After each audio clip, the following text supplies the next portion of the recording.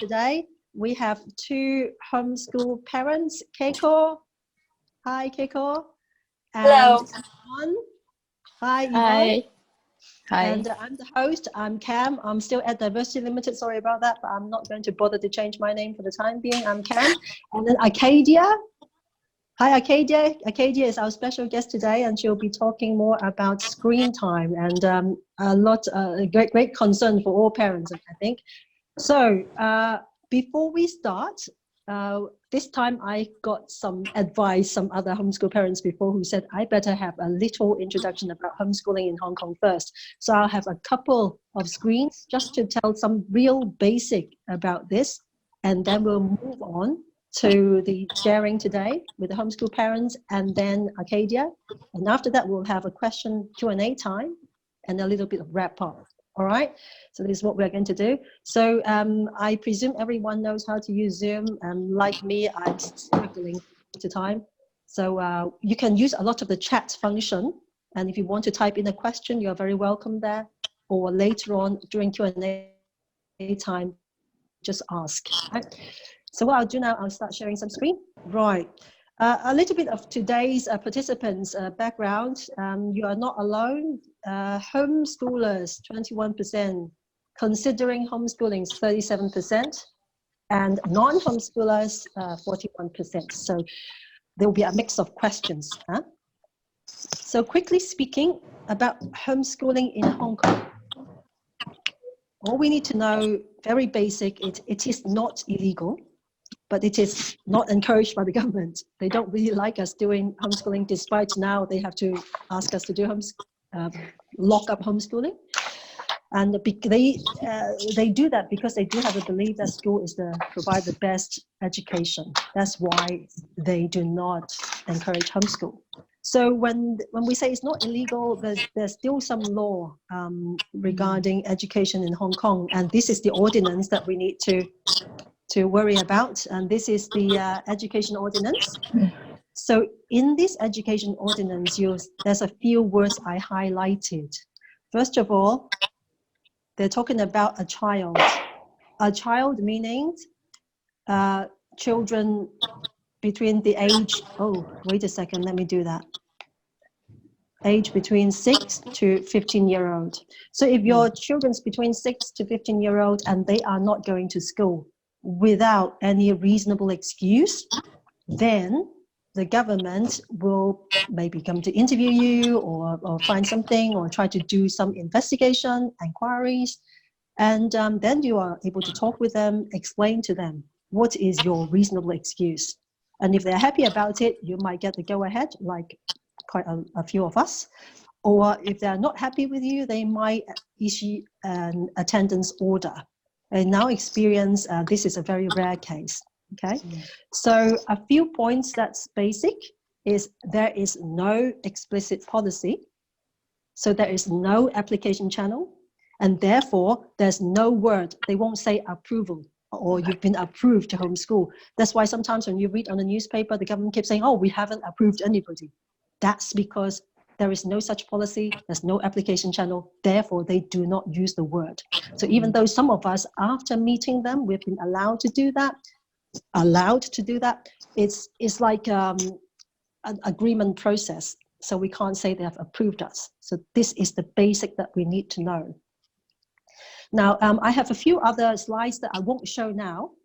The few other slides will be about what do you want to do? What would you do if you want to homeschool? I will have some information here, and then I will have about, this one, about whether to inform them or not, what you need to prepare, and if you are allowed, what do you expect?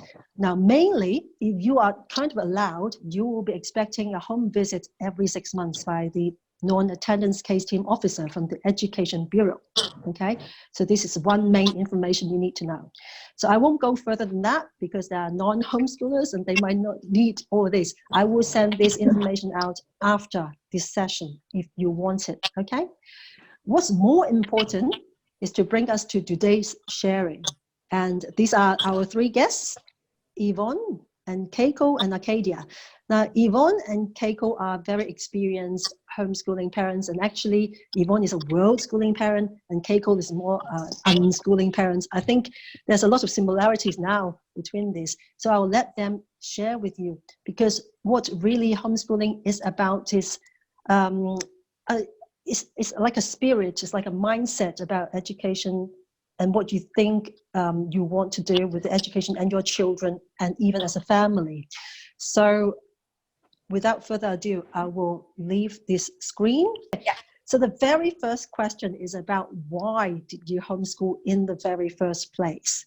I would like maybe Keiko to do it first. You have 3 children, right? So please just introduce us a bit about your background. So I think for us, my first son was in Montessori, and then my second son was born with quite a lot of health issues, and because we don't have a lot of time today, but without going into a lot of detail, he just needed a lot of additional care, doctor's visit and whatnot when he was shortly after he was born. And I feel that we decided to take my older son out of Montessori in order to really focus on the development of our second son. They're only 16 months apart. So at this time, and we're from Canada. In Canada, you don't go to school until you're much older. And we felt like instead of separating the kids, we would just keep them together. And I took my older son along with me to all the doctor's appointments for my second son. And that sort of became a learning opportunity for him. And I think that's how we started this homeschooling journey. It wasn't a conscious decision. It wasn't something that we put a lot of thought into at the time. I literally had 2 little kids, 1 newborn, 1 toddler. And I thought, you know what, we're just going to do this all together and see where it takes us. So that's how we started. Okay, so there's an actual need because of the health issue that you have to do. Yeah, with the health issue, we decided to do it that way. Okay, and how about you, Yvonne? Why did you homeschool? Okay, first of all, I'm a Malaysian who moved to Hong Kong in year 2012. And I have 2 children and they have never attended school before. So I don't consider preschooler as a homeschooling, but then that's how it starts. And why do I do homeschooling? Because honestly, I do not trust school. Don't get me wrong, I trust education. I just do not trust school because school failed me. I have a personal experience when I was in the primary school myself, that I remember my principal, as he distribute the test paper, he will call out the name one by one, according from the highest mark to the lowest mark. Fortunately, I got an A, so he passed me the paper to my hand, and the rest of my classmates, he just throw on the floor and he said, those who get B, it's equals to fail. It shocked me since primary school. So I got that concept, I must get an A, otherwise I'm just a failure, you know. Mm-hmm. And then I graduated with a distinction in a microelectronics, bachelor degree of a microelectronics, but I was not able to perform in my job when I get offer a position as an engineer at Panasonic. I struggled for 2 years.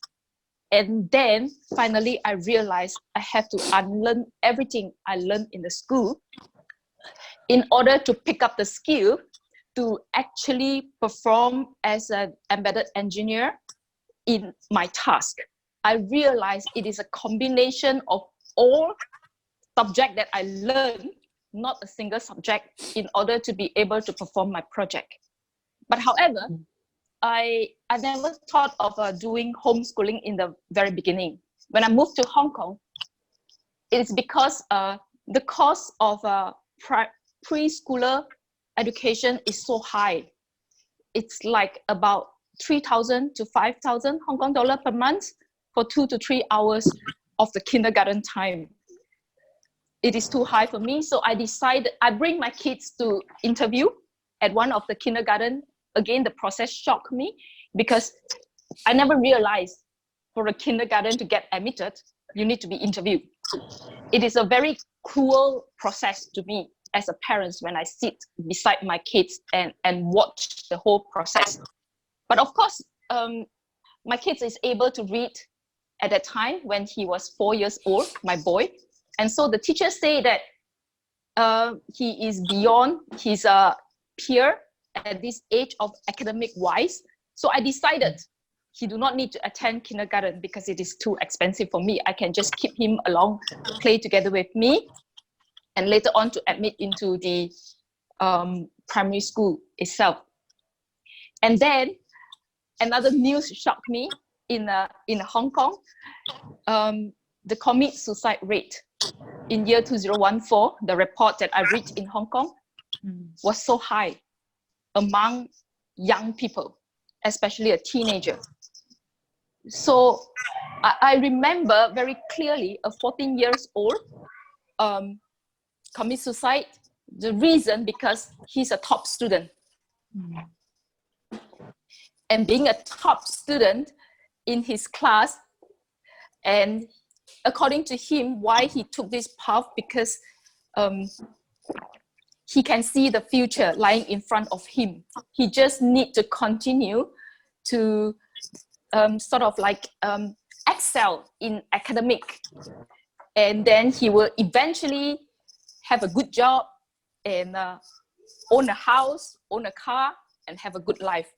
So he see this future, and it's like a programmed future, and he do not want it. And it shocked me. I thought this is what every parents want for your kids, to graduate and to have a good life, good job, good house. So it made me think a lot.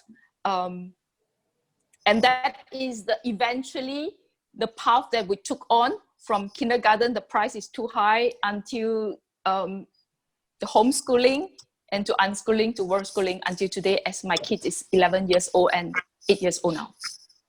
Yeah, so there's another different reason for you to homeschool. But also, there's one thing interesting about homeschoolers. You talked about a path. First, homeschooling, and then unschooling, and then worldschooling.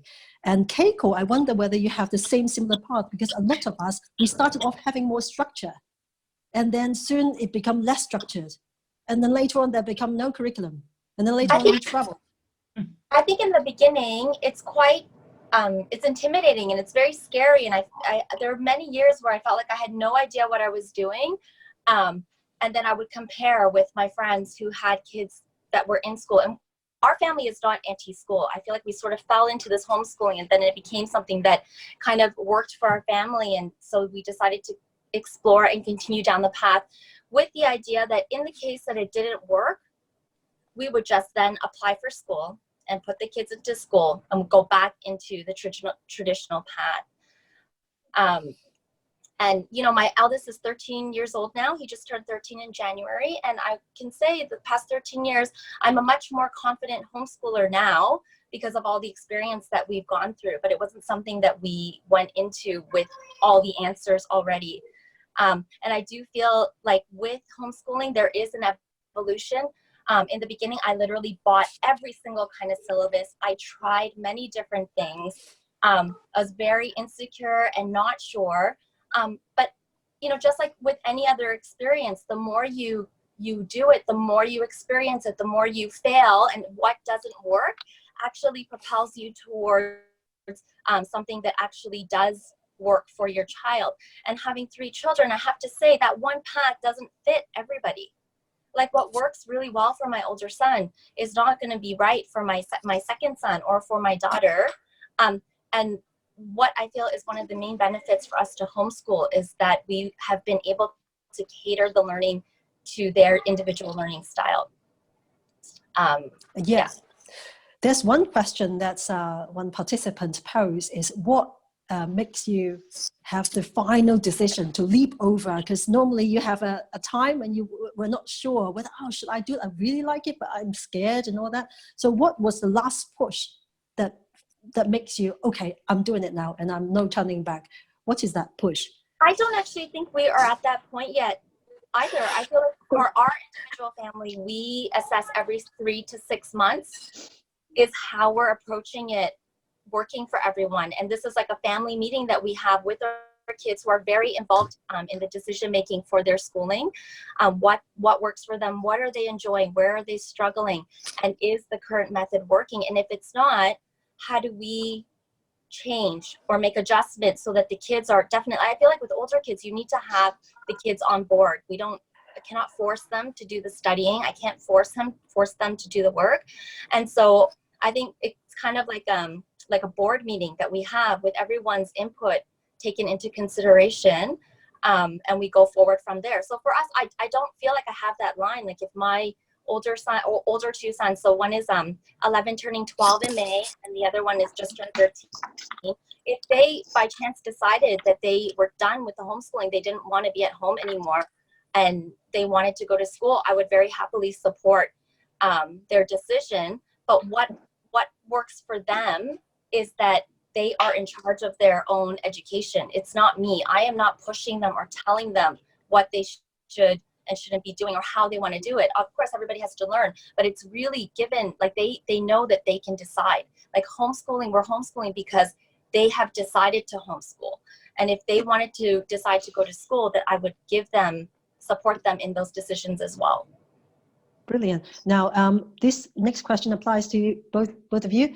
You both have young children as well. So when you started, they might be very young, maybe not even 4-year-old, 3-year-old, 2-year-old. So how do you involve them in the discussion process? Did you actually involve them in the discussion? Do you want to homeschool? Oh, I think this was like, okay, so very different. I think when we first started, I don't think homeschooling starts until after 7. Anything that you do before grade 1 is really just parental bonding. It's like teaching them self-care. For us, because we started out in a Montessori environment, we just continued that. So there wasn't a discussion at the time when my second son was born that we chose to pull the first one out of school. There wasn't a discussion at all.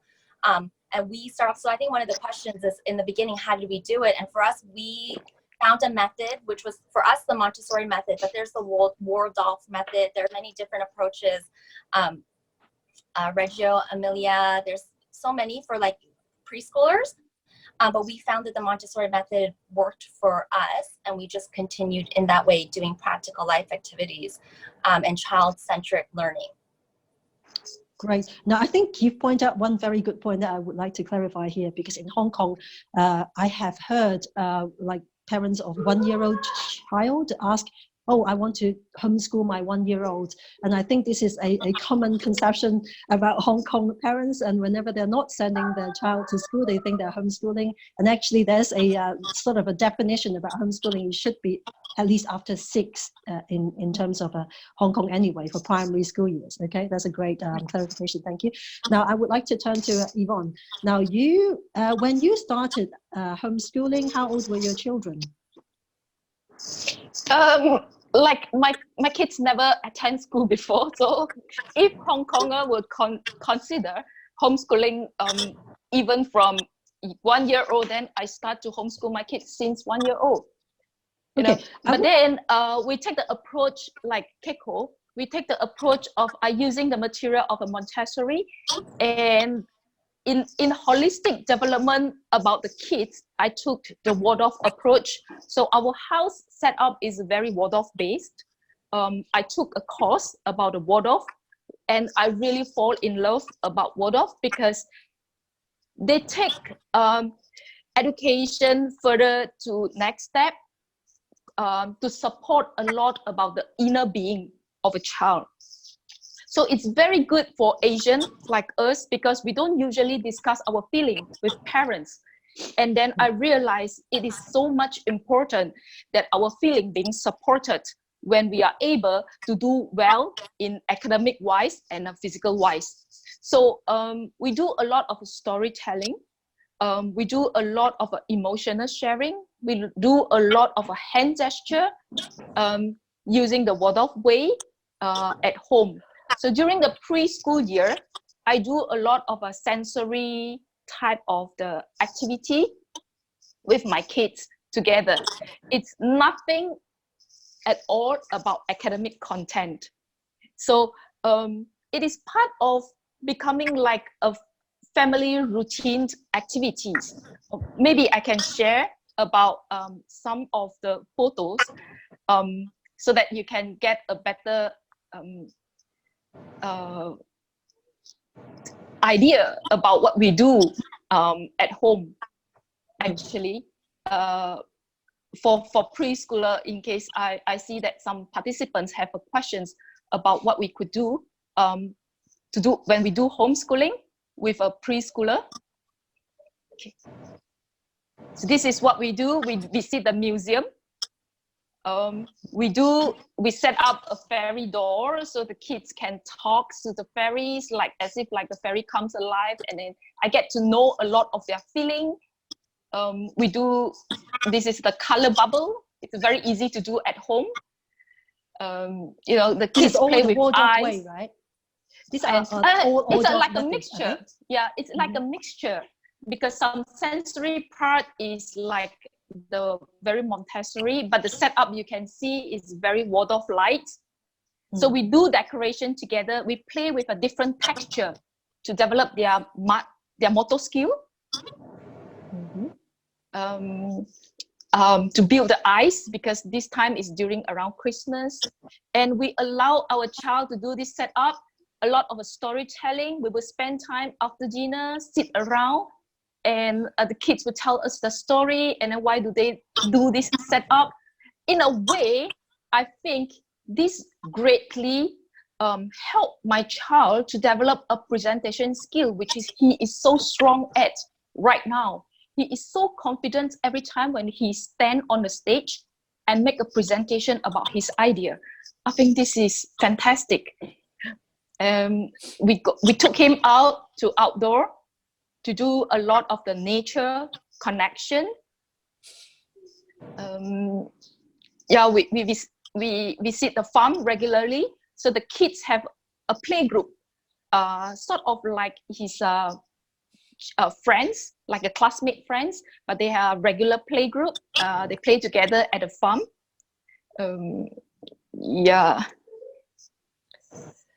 Yeah, that's brilliant. I have a question about scheduling, because parents will see all these colorful activities at home. Do you actually set a timetable that you do it every day, or how do you do it?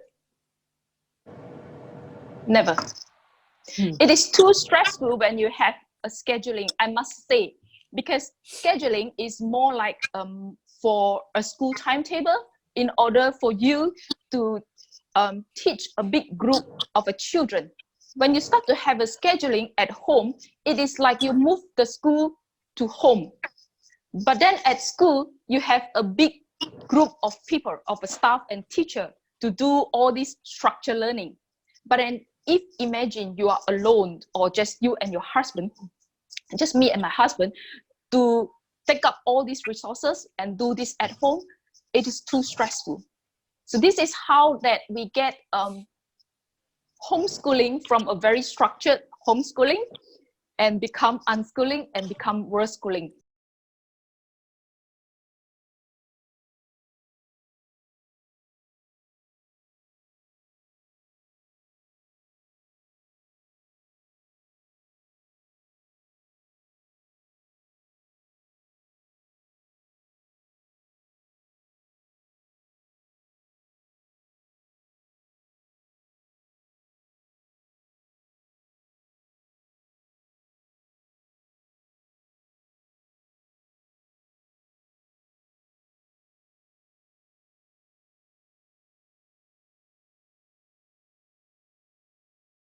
Because I think essentially education is for a kid to learn how to be an adult. And what's the better way of the kids to be an adult? By observing an adult as a parent, to be an adult in adult's life. Okay, thank you very much, Yvonne. And I want to turn to Keiko. Yes. Yes. So I was just going to say, I think these questions really the answers vary significantly based on the age of your child.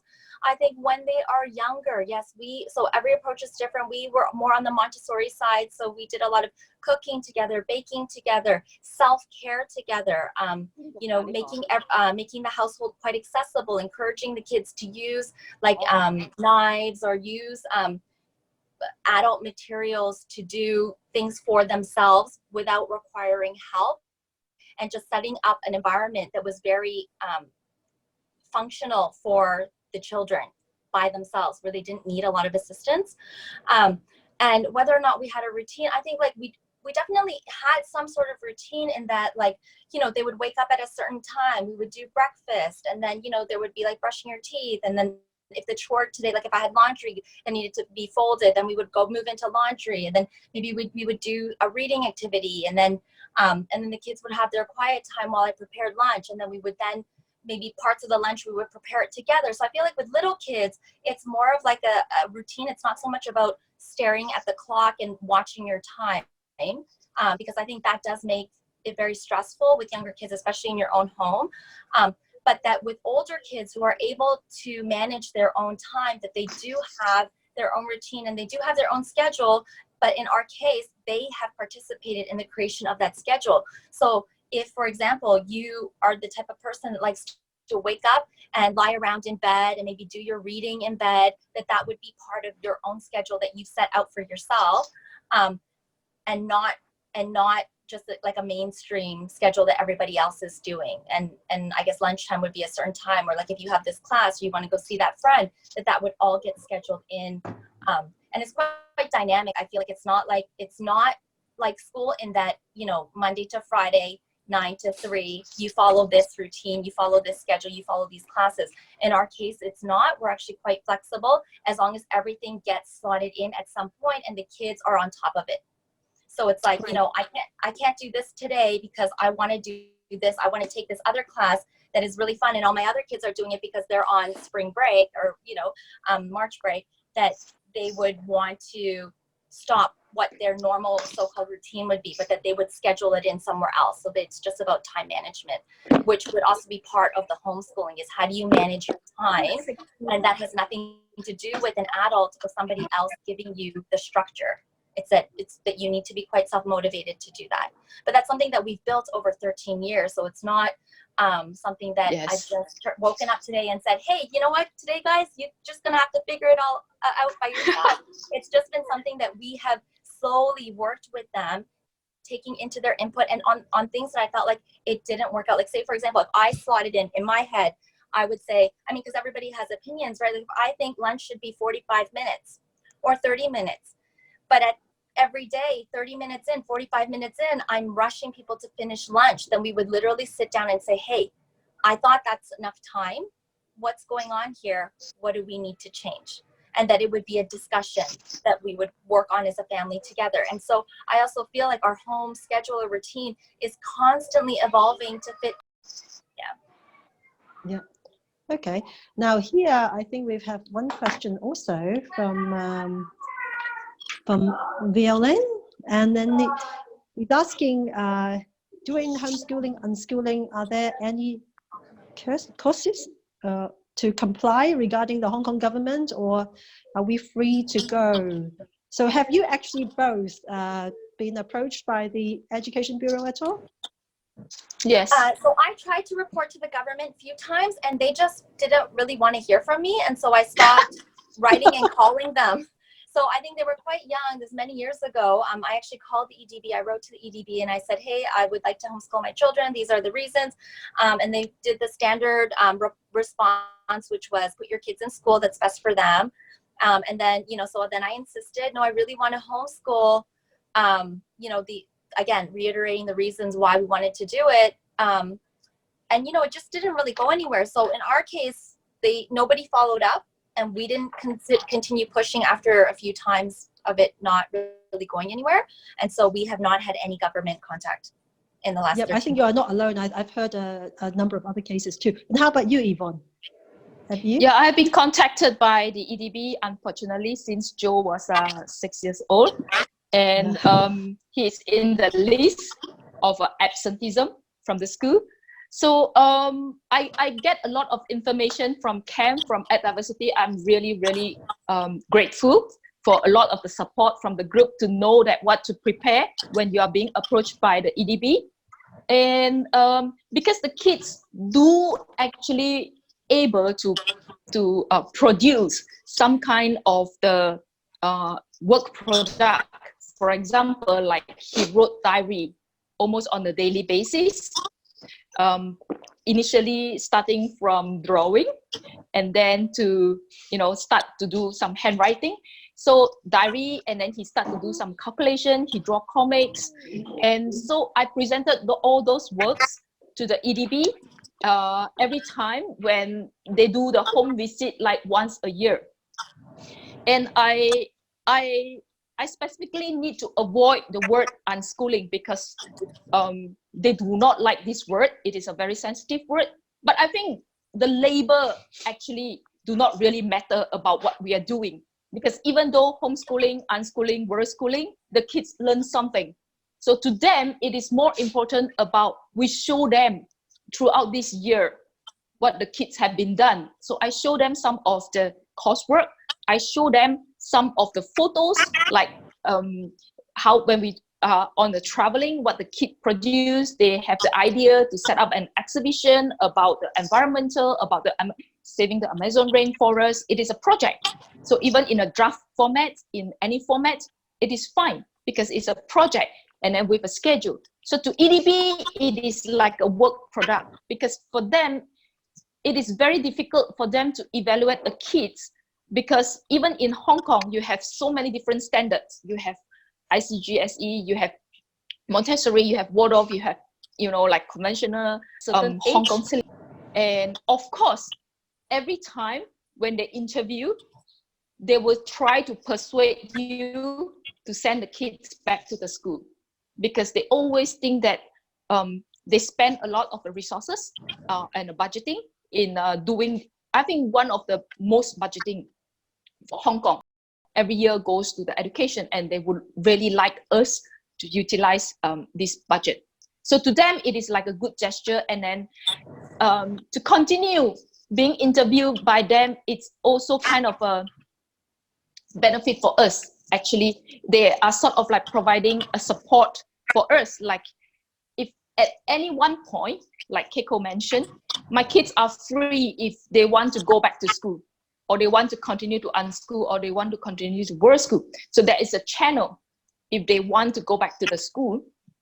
So like with this yearly interview by the EDB, it provides a channel for him to able to have this option to go back to school.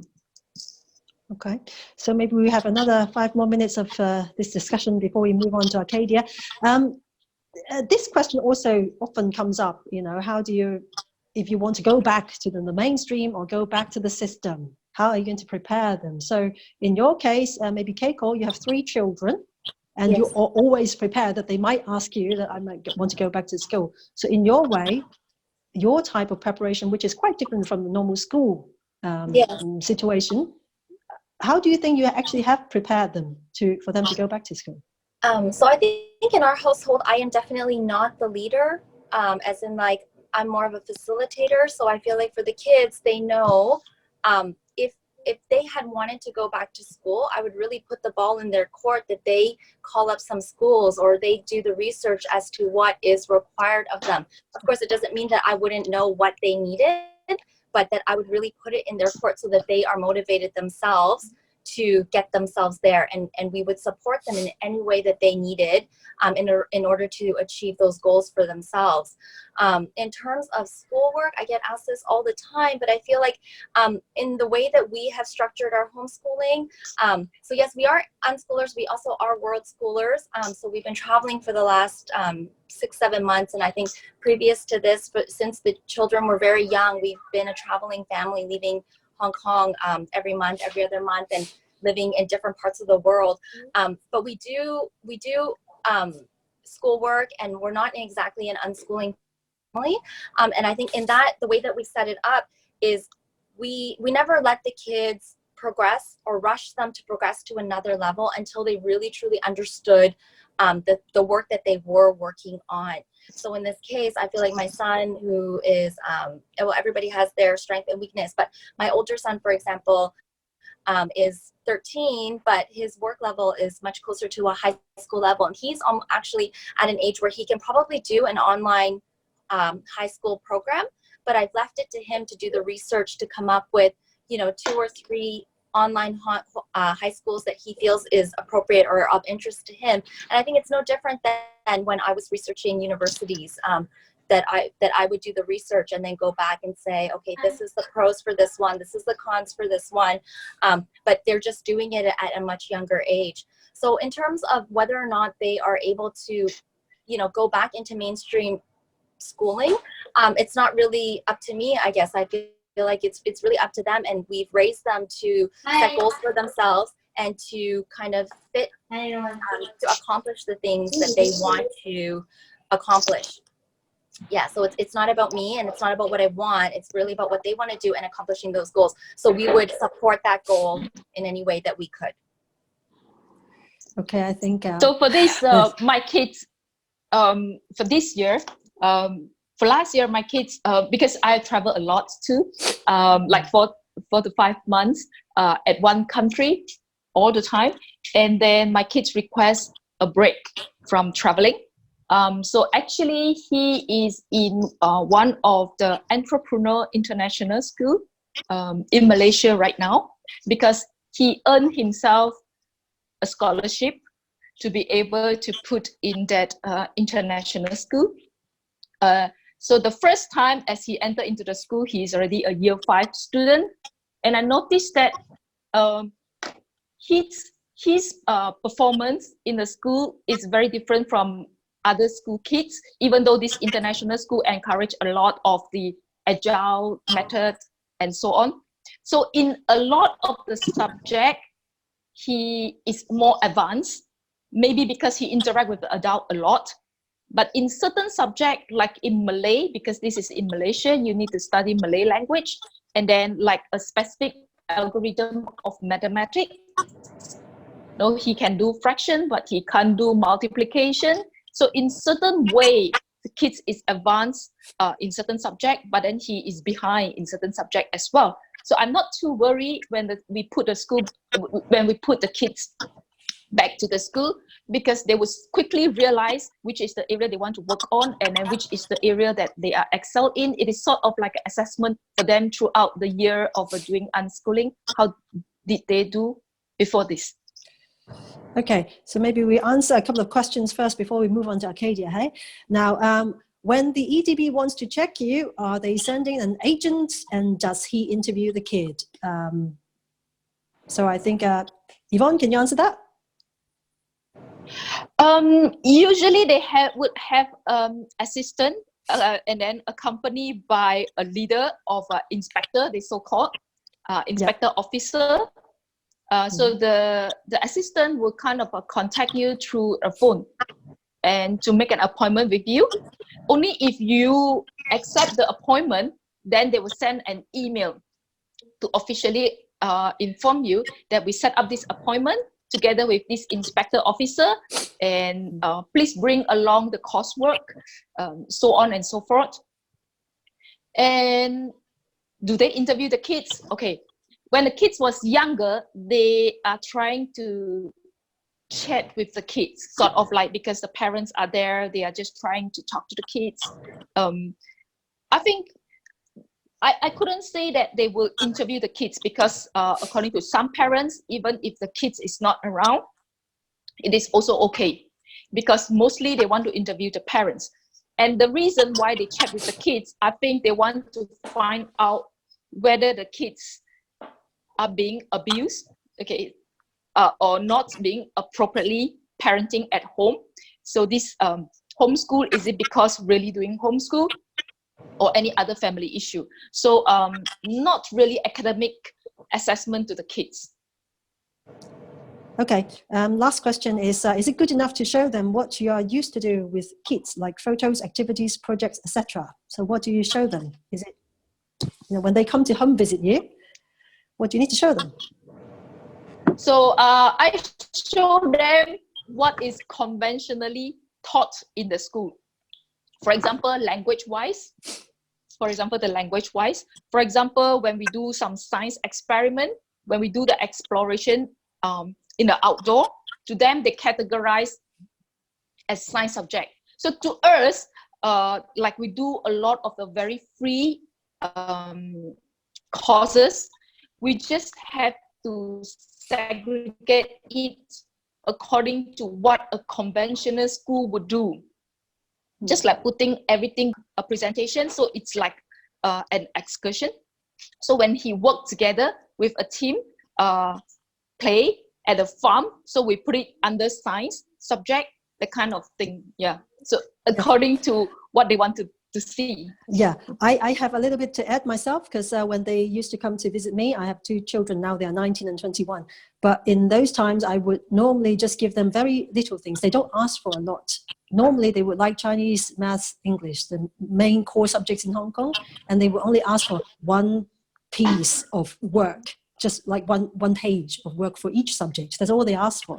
But I would normally also write up maybe a page or 2 of our record of the activities that we've done in the past half a year. Say, oh, they've been to this training, they've been to that excursion, they watched that movie. I would just put them into a little list so they know that there's other thing besides those academic things they've done. So that will give them some information. Also, I will show them some work. Say they have made a costume for the Halloween. I will show them too. And they appreciate that. They appreciate that, oh, she actually do all the measurement and do all the sewing and all that. So they actually can be a lot more liberal than you expected. So don't need to be too worried. Okay, so now that's another thing I think. Yep. That's another thing actually the EDB asks a lot when they interview me is about their social aspect. Yeah. They are really concerned about homeschooling kids being at home, which is so not true, because in homeschooling, we all know that learning at home is just part of the equation, where the kids is an active participants in the whole environment, in the whole community. So we show them a lot of photos where the kids play with the regular group and the irregular group, that kind of the activity, because they concern a lot about the social aspect of the children. Yeah, that's all. Okay, so I will now turn to Arcadia. Thank you for all the waiting. Now, the reason why I invite Arcadia today, because not only she's a mom of 3, but she is actually gamer from a very young age and become like a gaming executive. And she, after becoming a mother, had a big struggle about screen time with her children. And through this interaction with her children about the usage of screen time, she actually learned a lot. And then now she started a movement called Infinite Screen Time. So I would like Arcadia to share your struggle first, because the use of screen is so important. Yes. I mean, we, as parents, we think it's like a taboo. Oh, it's too much time to use on screen, but yet it is something that's so necessary.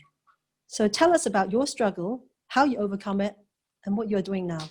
Sure. Thank you so much for inviting me. Actually, it's wonderfully inspirational to just hear all these different stories, and largely because there's no 2 families that are alike.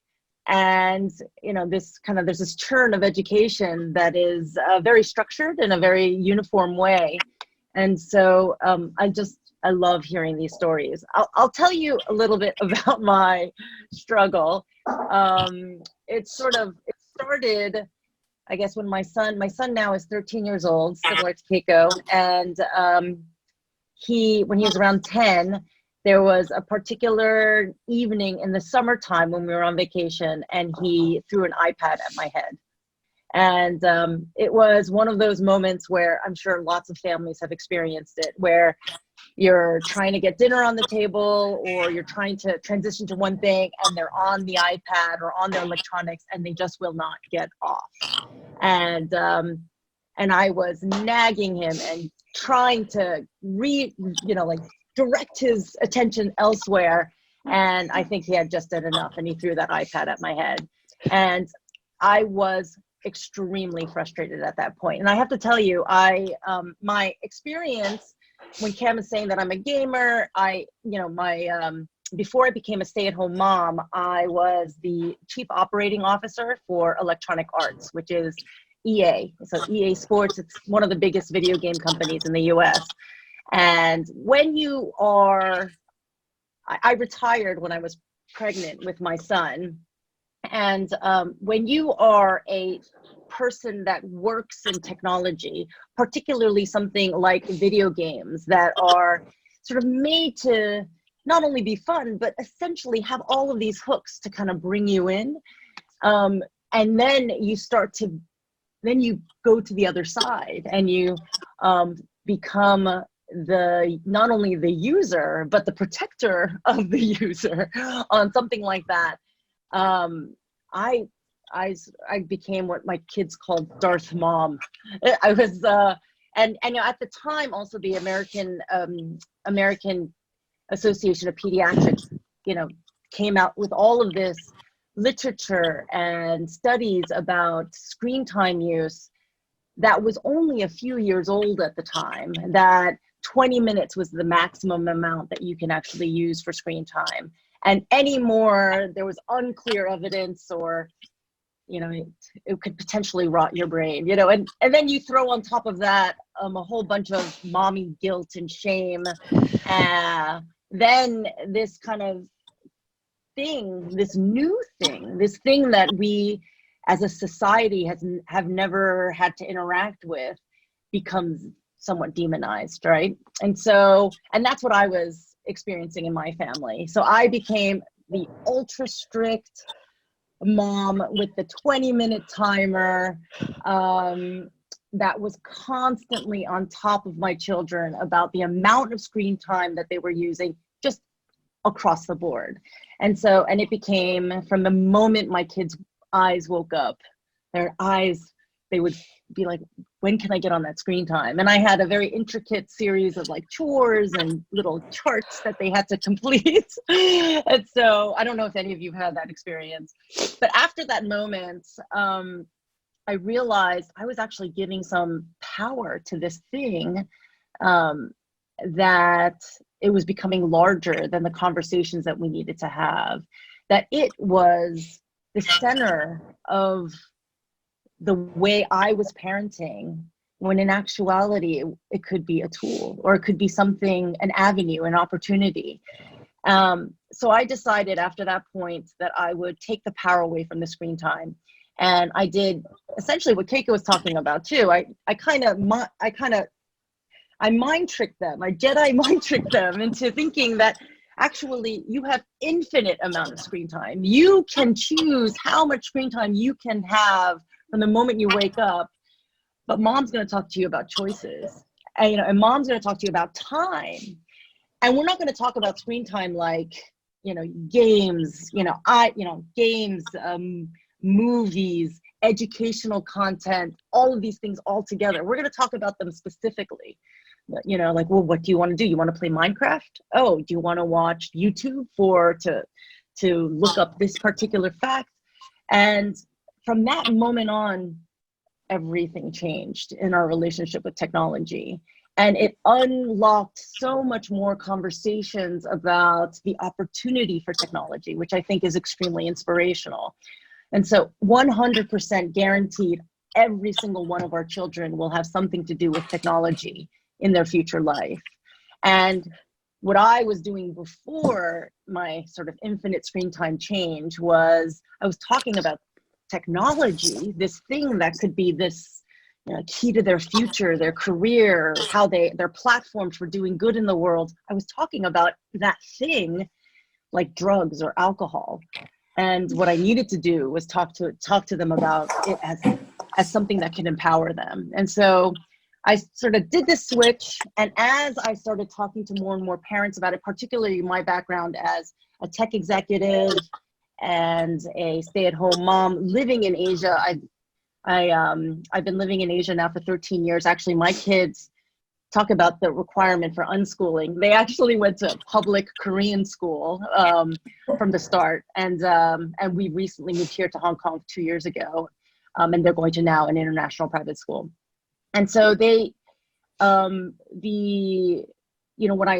I was talking with more parents and interacting with them, you know, they're like, this is a new way of thinking of something, you know, can you tell me more? And when I think now recently what's happening particularly with COVID-19, I'm American, most of the schools are all shut down. People are now being forced into the situation of homeschooling. And and literally maybe 2 months ago, where screen time was this terrible topic, this really challenging topic to talk about, now has become a lifeline. right? Because of this required social distancing. And parents, I think, are sort of at a loss about how to deal with technology, particularly when it comes to educating their children.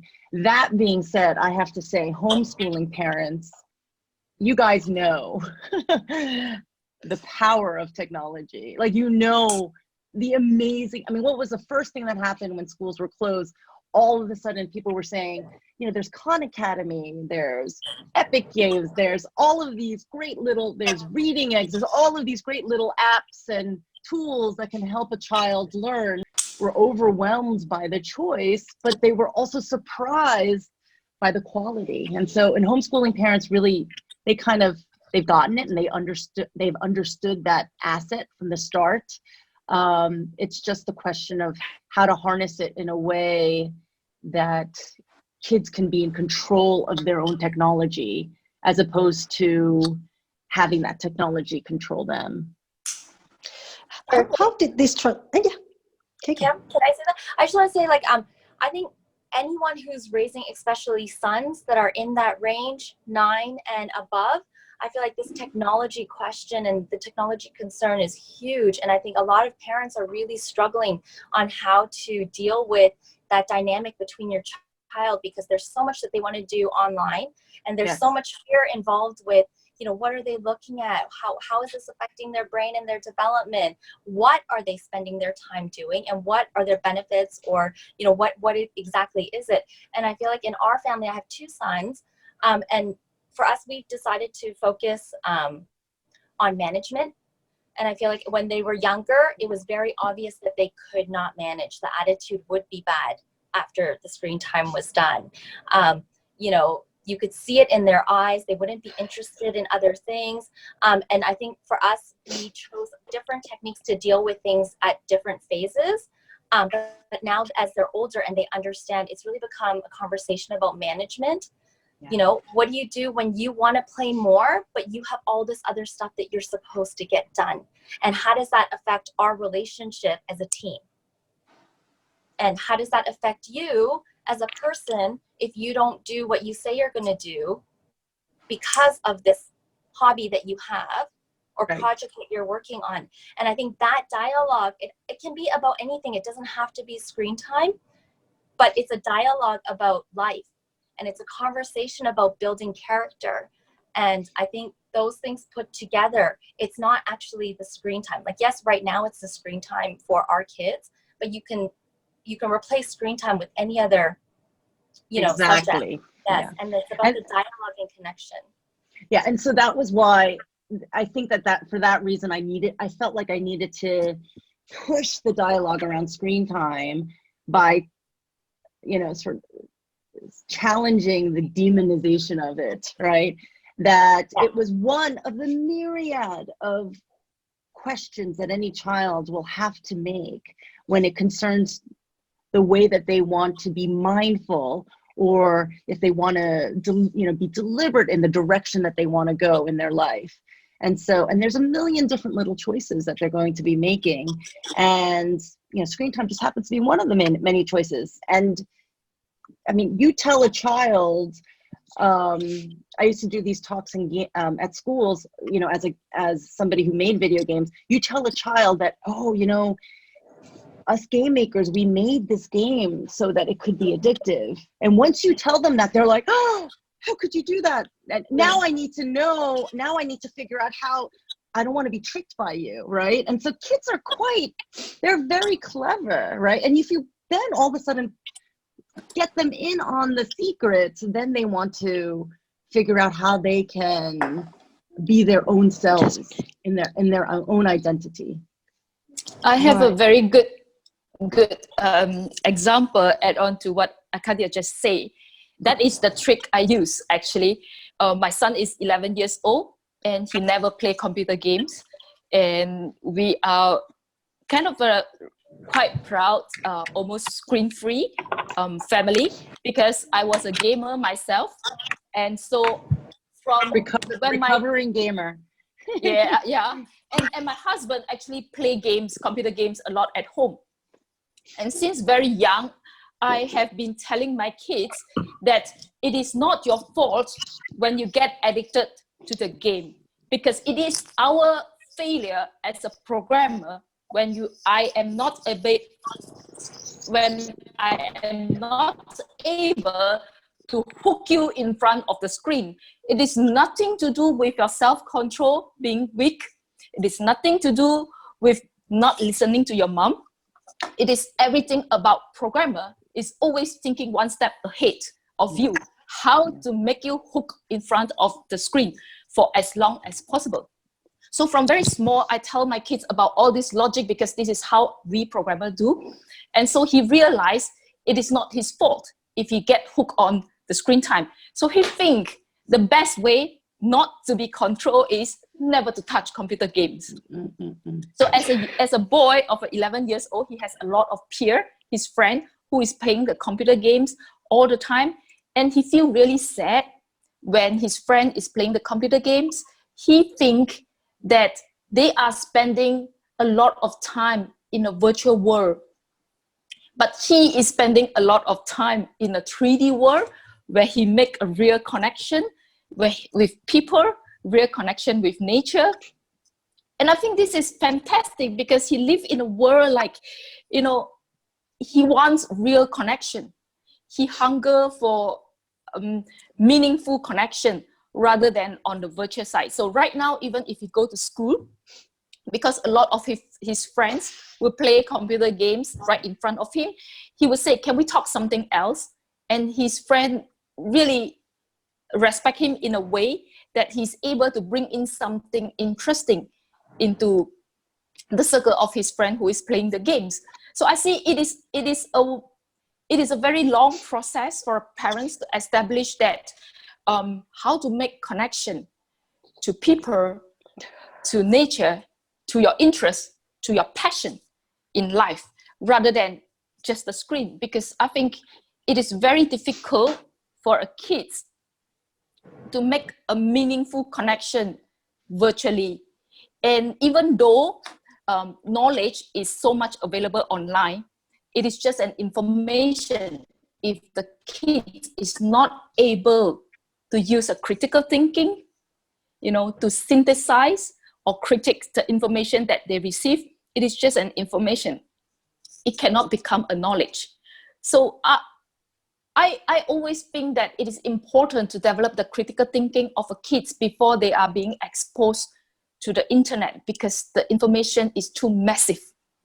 It will overwhelm them a lot before they can establish a foothold of a strong personality in this real world. This probably need at least another session to talk about. Yeah. critical Many things I would react to. Yeah. Now, I would like to ask: is there anybody in the audience who would like to ask any questions?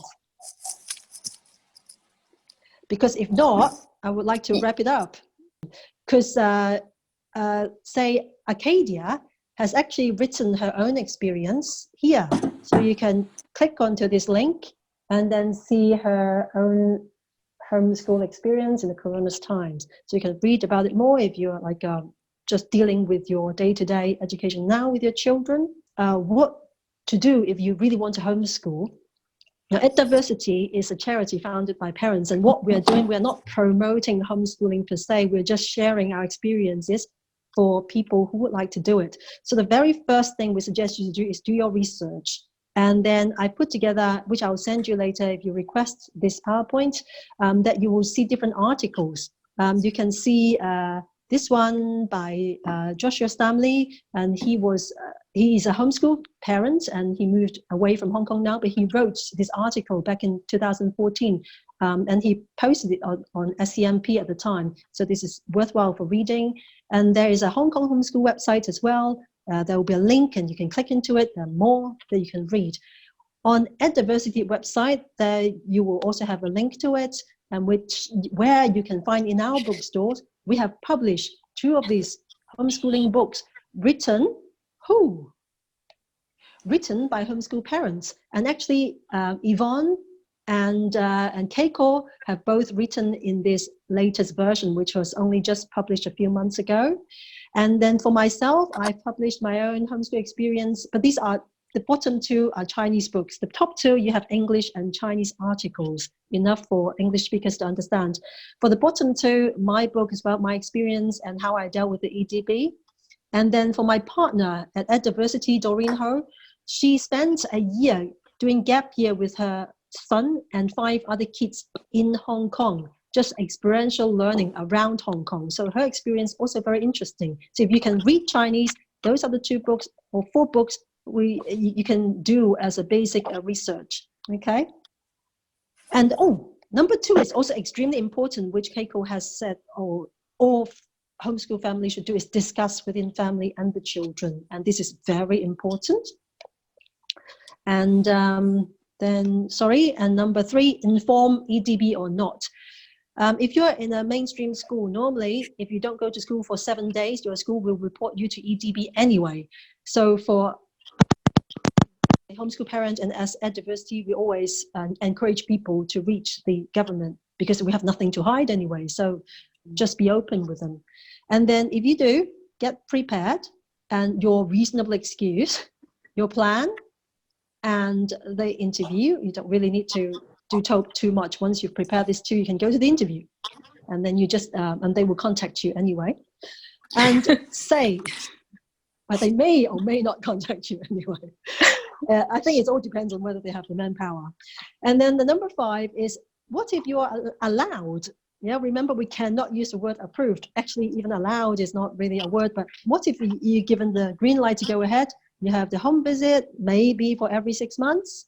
They will be visited by the non-attendance case team officer. And as we say, other thing. And also, this visit will end when the child reaches 15. So if your child is 15, maybe you don't even need to bother. So something like that. And they might also encourage you to go back to school and to take tests. This is their task and their work. So don't be too worried if you are being asked that. Don't feel too pressure.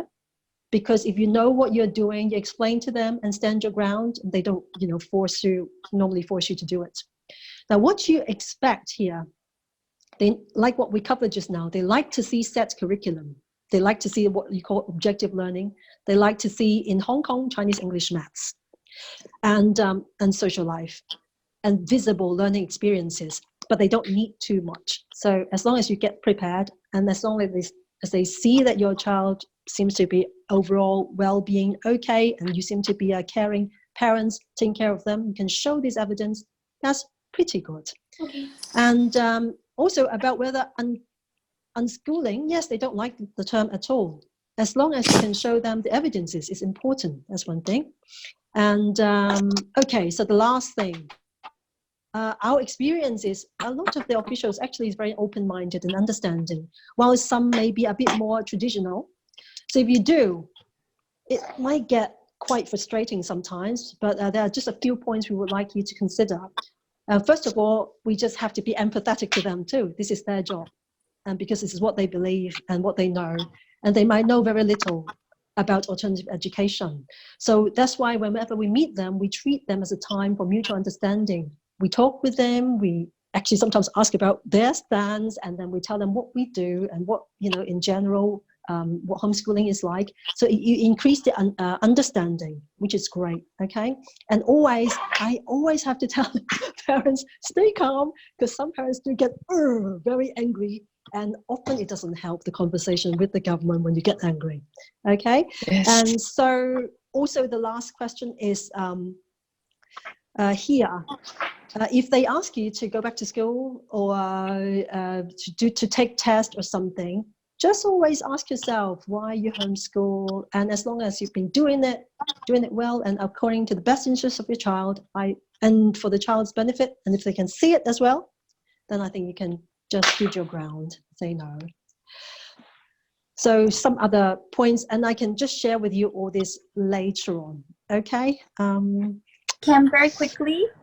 Yeah. I just wanted to say, I think the one thing about homeschooling that I think I really want to get across to parents is the beautiful thing about homeschooling is that you can do it however you want to. You are not there to replicate what other people are doing in school, because that is why you're considering homeschooling to begin with, is to give them a completely different experience on their own timeline in the way that suits their personal development and their learning.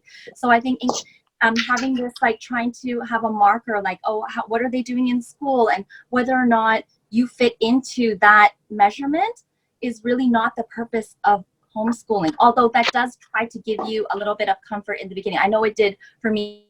I would ask my friends, oh, what is your kid learning in school now? And then I would go home and be like, okay, can my kid do that? And are they meeting that level? But I think like it's like not to be scared of it. And kids learn, kids are curious. And if you follow their passion and you follow their curiosity, you will not go wrong. I think it's more the case that they will talk you to death, and you will literally be like, I cannot school you anymore today. I don't want to talk about that anymore today. And here's a book about it, and you can go and do your research. So I feel like there's a lot of fear, but that it's not meant to be the same as school. That the parents who are schooling now due to school closure, they are called crisis schooling. You guys are crisis schooling. This is not homeschooling. This is not what your regular homeschool family is like. I feel like for us, there hasn't been a lot of changes in terms of the homeschooling, but we've actually taken a step back to try to connect more with the kids to make sure that emotionally they are feeling okay and dealing with these changes. And I think for the kids that have been in school and now are at home, they need this emotional support, emotional support more than anyone at any time in their life. And I feel like it's so important to make sure that they are doing okay, that they, how are they digesting the information that's been given to them? How are they feeling with all their classes being canceled and they don't get to see their friends? Very, very difficult situation to take their normal life and then now say, okay, we're doing it at home. This is not homeschooling. And just to like take a minute to really understand that, and also like that home environment and school environment. So if you have not been homeschooling up until this point and your child goes to school, their learning environment is a school environment. And now you are asking them to take their home, like their relaxation environment, and turn it into their office. And even for adults, this requires some time and it requires adjustment period. And also it requires them to make, space to get into that mental mind frame. So the expectation that kids can take what they've been doing all along and just do it at home, I think is very unrealistic. So just bear in mind, it's a kind of crazy time in the world right now. This is not homeschooling. This is called crisis schooling. I'm so happy you said that, Keiko. I mean, because I have a community that is just in a frenzy right now because of what's happening. And I am going to say those exact things tomorrow, that it is crisis schooling. And one of the things that I'll also add is that, because in this crisis schooling, the parents are, but I'm not a teacher. And the reality is that we've always been the teacher.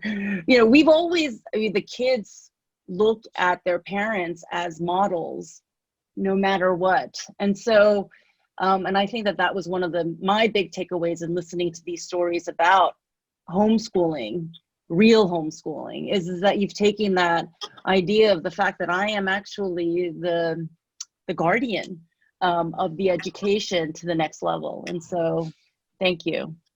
Thank you. Yeah. Thank you so much, Keiko. And talking about which, we do have a few more sessions of sharing. The coming one, not English anymore, is Chinese. There might be a mix of Chinese and English, I don't know. But the next one is Friday, and we have actually two mothers who are actually teachers, but they are homeschool families as well. And then there's another homeschool mom, Terry, and there's another one on the 1st of May, and there will be homeschool children sharing as well. In 2014, we actually had a conference called We Need Choices, and one section of which are a number of homeschooling talks and sharing, and I put all the links in here too. And I think they are still very relevant, no matter what. So you're welcome if you want to listen more. Anyone else have English questions? You're welcome to message me, email me, Facebook me. I'm happy to discuss or meet for coffee when all of this COVID, or we can do an online coffee. But yeah, very open to further discussion if anyone wants to have questions or has more questions or wants to just talk about what's going on with their kids. Brilliant, thank you. So we might actually have another English session sometime somewhere. Now, just to finalize, today is actually a very international kind of sharing. Yvonne is in Malaysia, Keiko is in Tokyo, I am in England, in Hereford, and Arcadia is in Hong Kong. So that means it's actually no boundary. Wherever we are, we can do some homeschool sharing.